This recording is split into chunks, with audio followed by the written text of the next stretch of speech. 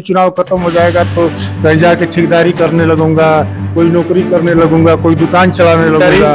अभी मैं किसी पद पे भी नहीं हूँ, लेकिन तमाम समस्याएं ऐसी होती है जो लोगों को मैं जाके कहता हूँ और अधिकारी सुनता है। कई गाँव में अभी सड़कों पे पानी लगा है, नालियां अच्छे से नहीं बनी है, सड़क अच्छे से नहीं बने हैं, लाइन की समस्या है। आपको एक राजनेता की तरह देखे, ऐसा क्या काम आपने किया है? पूर्व में इधर चुनाव यादव बनाम ब्राह्मण ही होता रहा। उसके बाद मैं गोरखपुर विश्वविद्यालय से ग्रेजुएशन किया। नमस्कार, मैं अमन मिश्रा स्वागत करता हूं आपका अपने चैनल पे। आज इस वीडियो में मेरे साथ आपको दिख रहे हैं सलेमपुर के जाने माने युवा नेता श्री मनीष मिश्रा जी। मैं आपका स्वागत करता हूं अपने इस मंच पे। मैं चाहूंगा कि एक छोटे से परिचय के साथ आप हमारे दर्शकों की बातचीत शुरुआत करें। सभी को सादर प्रणाम। मैं मनीष मिश्रा, ग्राम देवपार, सलेमपुर पश्चिमी वार्ड नंबर 35 से जिला पंचायत सदस्य का प्रत्याशी हूँ।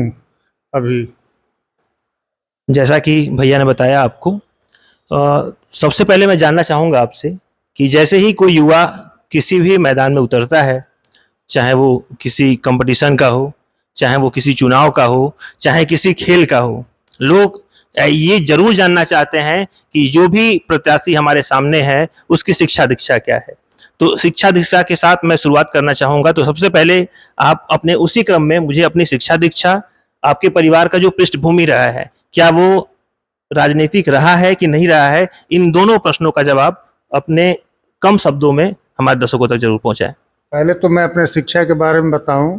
मैं सलेमपुर से ही मेरी प्रारंभिक शिक्षा हुई। यहाँ बापू इंटर कॉलेज से मेरा इंटर तक शिक्षा हुआ। उसके बाद से मैं गोरखपुर विश्वविद्यालय से ग्रेजुएशन किया।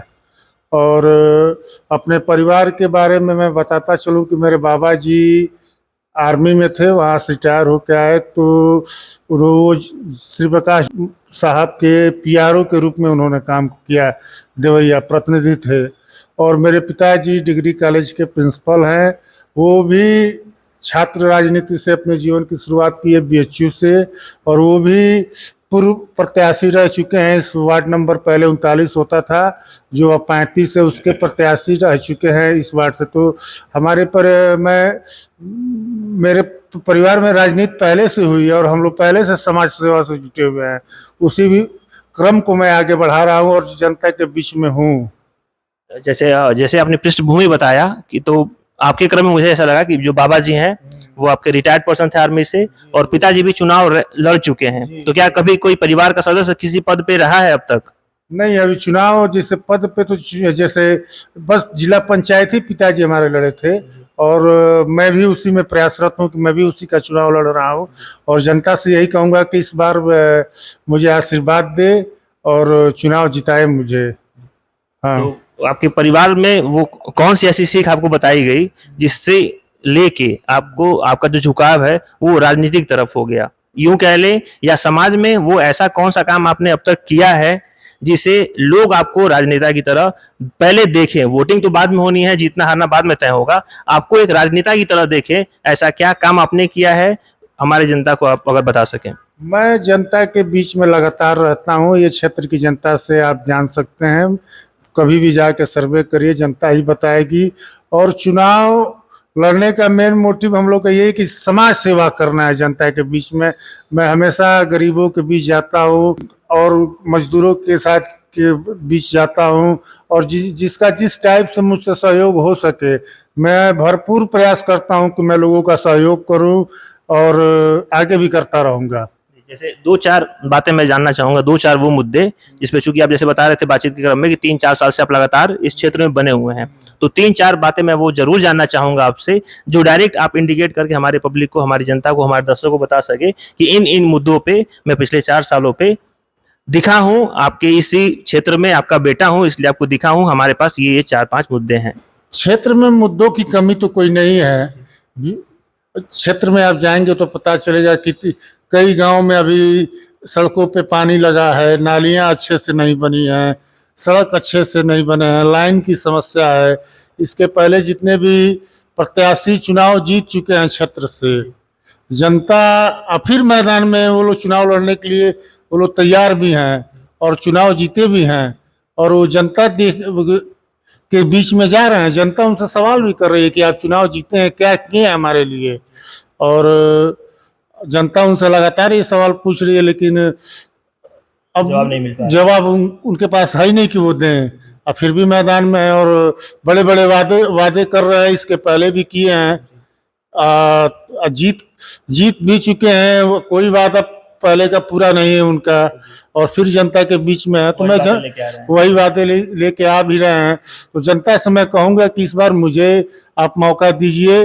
अभी जब एक बार मुझको भी मौका दे के आप लोग जिताइए, और देखिए कि मैं जो कह रहा हूँ, आपसे जो वादा किया हूँ, वो मैं पूरा प्रयास करूंगा कि करूंगा। अभी मैं कुछ नहीं, कोई पद पे नहीं हूँ, तो मुझसे जितना सहयोग हो सकता है मैं जनता के बीच जाके करता हूँ।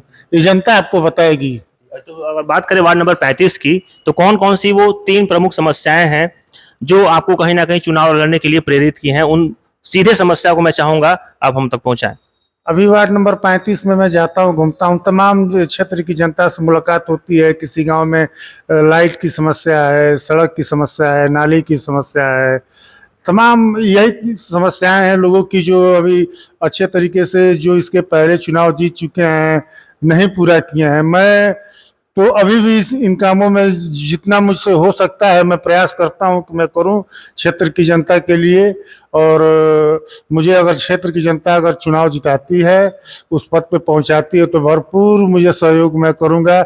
मैं पूरा विश्वास दिलाना चाहता हूं जनता को कि एक बार मुझे मौका दें और मैं उनके विश्वास पे खरा उतरूंगा। जैसा कि हम लोग जानते हैं कि चुनाव अभी 6-7 महीने के बाद ही होना है। अभी आपके पास पर्याप्त समय है अपने क्षेत्र को समझने के लिए, जनता को समझने के लिए, और आप लंबे समय से हैं भी। फिर भी अब मैं मूल रूप से 2 बातें आपसे जानना चाहता हूं कि जब आप जनता से मिलेंगे या मिल रहे होंगे, तो वो 2 वादे कौन से कर रहे हैं जिसको देखकर जनता कहीं ना कहीं ये बात को महसूस करे कि ये युवा जो वार्ड नंबर 35 में इस समय आ रहा है, इसमें वो क्षमता है, इसमें वो कार्य करने की ताकत है जिसे मुझे वोट देना चाहिए। मैं वो 2 बात आपसे इस वीडियो में जरूर जानना चाहूंगा, जिसे लेके आप समाज के बीच में, वार्ड नंबर 35 के जनता के बीच में आ रहे हैं। मैं जनता के बीच जा रहा हूँ। मैं ये कहना चाहता हूँ कि सड़क और नाली और बिजली की जो समस्या जनता के बीच में है, उसको मैं पूरे रूप में दुरुस्त कराऊंगा। और मैं अभी भी उस काम में लगा रहता हूँ। मैं गांव में जाता हूँ, कहीं भी लाइन खराब है तो मैं तुरंत वहाँ से अधिकारी को फ़ोन करता हूँ और समस्या का हल करवाता हूँ। अभी खाद की समस्या थी, तो कई लोगों को खाद नहीं मिल रहा था, तो मैं किसान परेशान हो रहे थे, तो कई लोगों को मैंने खाद उपलब्ध कराया, मतलब मैं वहाँ जाके और दिलवाया। तो मैं हर एक छोटी से छोटी मतलब समस्या पर जनता के बीच जाता हूँ और मैं प्रयास करता हूँ कि मैं उनको पूरा करूँ। तो मैं ये भी जानना चाहूंगा कि जो पूर्व प्रत्याशी रहे हैं या जो जीते हुए हमारे प्रत्याशी हैं, कहाँ आप में उनमें कमी नजर आ रही है कि जो भी आप समस्या भी गिनवा रहे हैं, उन समस्या का समाधान अब तक नहीं हो सका है? क्योंकि अध्यक्ष जी भी हमारे क्षेत्र से ही हैं, तो उनके लगाव ज्यादा होगा, जो भी अपने सदस्य हैं जीते हुए, कहीं ना कहीं उनसे लगाव ज्यादा होगा। फिर भी ये सारी समस्याएं अब तक बनी हुई हैं, किस स्तर पर लगता है कि कमी हो रही है? देखिए कि मैं किसी के काम में कमी क्या निकालूं, वो तो जनता ही देख रही है और जनता ही जान रही है कि पूर्व के प्रत्याशी जो जीते हुए हैं कितना जनता का काम किए हैं वो, और फिर वादे लेके आ रहे हैं जनता के बीच में। और मुझे तो सारी समस्या दिख रही है। सड़क की दिख रही है, लाइट की दिख रही है, गांव में सड़कों पे पानी लगा हुआ है। तो जो कोई भी मतलब आप जाएंगे निकल के, यहाँ से 2-3 किलोमीटर दूर जाएंगे गांव में, तो देखेंगे तमाम समस्याएं। पानी अभी बारिश हो जाती है तो सड़कों पर जैसे लगता है कि नदी बह रही है, उस तरीके का पानी बहता है। लाइट खराब है, तो सारी समस्याएं वैसी की वैसी हैं, बनी हुई हैं। और कोई काम मुझे तो नहीं दिख रहा है कि पूर्व के जिला पंचायत जो जीते हैं वो जनता के बीच में कोई ऐसा काम कर दिए हैं कि जनता उनको फिर से वोट करे। मैं बस आपसे यही जानना चाह रहा था कि आपको राजनेता में कहीं कमी लगती है कि सरकारी जो कर्मचारी हैं, कहीं ना कहीं काम जब लेट होता है तो उनके अंदर भी जनता पे आक्रोश आता है कि हो सकता है कि हमारा जो प्रतिनिधि, हमारा जो नेता है वो काम कर रहा है। कहीं ना कहीं सरकारी स्तर पे जो है कमी नजर आ रही होगी, क्योंकि आप 3-4 साल से लगातार हैं, तो आपने भी कुछ ना कुछ जरूर महसूस किया होगा। तो आपके दृष्टिकोण से प्रत्याशी में कहीं ना कुछ कमी नजर आ रही है, या सरकार के जो कर्मचारी हैं उसकी कार्यशैली में कुछ प्रश्न चिन्ह आप लगाएंगे? देखिए, अगर मैं ये कहूँ कि अ, नेता नेता अगर आप गलत चुनेंगे तो उसका परिणाम आपको खुद ही मिलेगा। अगर नेता ठीक चुनेंगे तो अधिकारी काम सुनेगा क्यों नहीं? अगर नेता जाके वहाँ कहाँ बात करेगा तो वो क्यों नहीं सुनेगा? अधिकारी, अभी मैं किसी पद पे भी नहीं हूँ, लेकिन तमाम समस्याएं ऐसी होती है जो लोगों की मैं जाके कहता हूँ और अधिकारी सुनता है। और अगर नेता ठीक नहीं है तो कोई काम नहीं अधिकारी सुनेगा। जब आप अपने लोगों की समस्या लेकर अधिकारी के पास जाएंगे नहीं, कहेंगे नहीं, तो वो तो अपने चैम्बर में बैठा हुआ है। नेता नेता ही जाके लोगों की समस्या वहाँ उठाएगा और उसको हल कराएगा। और नेता अगर अच्छा चुनेंगे आप तो आपकी समस्या दूर होगी। नहीं तो अधिकारी को आप क्या घर से बैठ कर बस ब्लेम करते रहिए। वो तो अपना काम, उसको तो 10 से 5 ड्यूटी करना है और अपने घर जाना है। और नेता तो 24 टाइम का जनता का सेवक होता है। तो नेता ही अच्छा चुनना चाहिए। जनता से मैं यही अपील करूंगा। जैसा कि हम लोग देखते भी हैं, जैसे ही चुनाव करीब आता है तो चुनाव के पहले तक किसी पार्टी का सपोर्ट किसी व्यक्ति को मिलता नहीं है, लेकिन कहीं ना कहीं हर व्यक्ति एक पार्टी के साथ मिलकर ही प्रत्याशी बनना चाहता है और काम भी करता है। भले ही इसको हम एक छोटा चुनाव के रूप में देखते हैं, लेकिन बहुत ही जिम्मेदारी भरा ये चुनाव है। तो अगर पार्टी के दृष्टिकोण से देखें तो आपका झुकाव कौन सी पार्टी की तरफ है, या अभी आप निर्दल ही अपनी सारी तैयारी कर रहे हैं? देखिए, मैं भाजपा का सक्रिय सदस्य हूँ। और भाजपा के तो झुकाव की क्या बात है, मैं भाजपा का सक्रिय सदस्य हूँ तो आप समझ ही सकते हैं कि मैं भाजपा की आइडियोलॉजी पर काम करता हूँ। और तैयारी मेरी बस भाजपा से ही है। भाजपा से ही तैयारी जी। अब ये समय बताएगा कि भाजपा के प्रत्याशी के रूप में आप मैदान में हैं कि नहीं, क्योंकि बहुत अंतिम समय में जाके इन सबों का निर्णय लिया जाता है। लेकिन आप सक्रिय सदस्य हैं, लगातार काम भी कर रहे हैं। आपके पिताजी भी इस क्षेत्र के लिए काफी कुछ कर चुके हैं और लगातार उनके दिशा निर्देश से ही आप काम भी करते हैं, क्योंकि उस क्षेत्र की जानकारी मुझे लगता है कहीं ना कहीं आपसे बेहतर समझ उनके पास है। और चूंकि आप वो क्षेत्र में नहीं है, आप तो अपने शिक्षा विभाग से जुड़े हुए हैं, लेकिन उनके गाइडलाइन में ही आप अपने सारे काम को कर रहे हैं और उनके दिए हुए आदेशों का निर्वहन कर रहे हैं। ये बात मैं फिर से आपसे जानना चाहूंगा कि अभी हमारा दशहरा का समय है, हर गांव के बच्चे आपसे मिल रहे थे, हर गांव के बुजुर्ग भी आपसे मिल रहे थे। क्या महसूस किया आपने कि जो आपने 2.5 साल काम किया है, जनता और आपके बीच में किस प्रकार का संबंध जो बना है, उसे आपने जो महसूस किया व्यक्तिगत रूप से, मैं वो जानना चाहूंगा। जनता, अब मैं इतना दिन से लोगों के बीच में हूँ, इतना मतलब लोगों के हर सुख दुख में आना जाना, मैं लगातार लोगों के हर सुख दुख में जाता आता हूँ। इतनी अच्छी कनेक्टिविटी लोगों से हो गई है मेरी कि अब मैं जाता हूँ तो लोग, जनता मुझे छोटे भाई बड़े भाई की तरह प्यार देते हैं। जो उम्रदराज लोग हैं, एक बेटे की तरह एक भतीजे की तरह प्यार देते हैं। मतलब उन लोगों को मतलब इतना स्नेह मिलता है कि जैसे उनको लगता है कि ये लड़का अपने ही बीच का है, जो लगातार हम लोग के बीच आता जाता रहता है, हम लोग की समस्याओं को सुनता है और प्रयास करता है कि उस समस्या को दूर करें। तो इस तरह से एकदम घर के बच्चे की तरह जनता हमको इस समय प्यार कर रही है।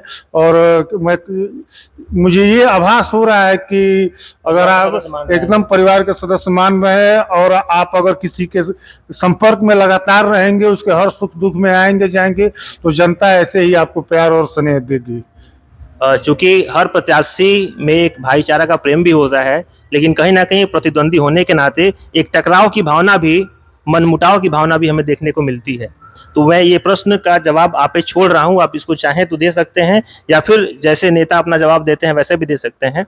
मूल रूप से वो 3-4 प्रत्याशी के नाम या उन पार्टियों के नाम मैं जानना चाहूंगा आपसे, जिसे आप अपने प्रतिद्वंदी के रूप में देख रहे हैं। चुनाव है, सभी भाई है, सभी लोग, सभी प्रत्याशी हैं, सभी चुनाव लड़े और प्रेम से लड़े।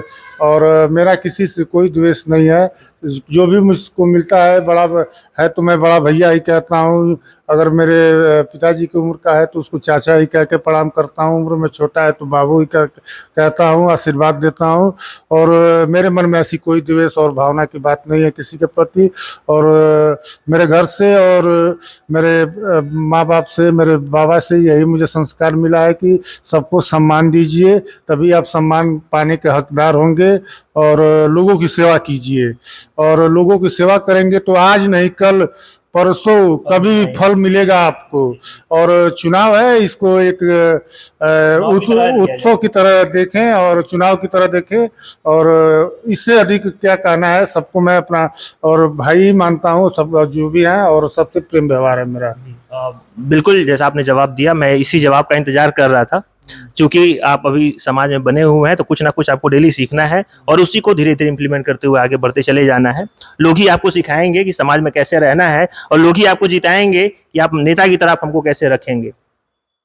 जातिगत अगर वोट की बात करें, कहीं ना कहीं जब चुनाव का अंतिम क्षण आता है तो एक जातीय ध्रुवीकरण हो जाता है कि किस जाति के प्रत्याशी हैं और किस जाति का वोट उनको मिल रहा है।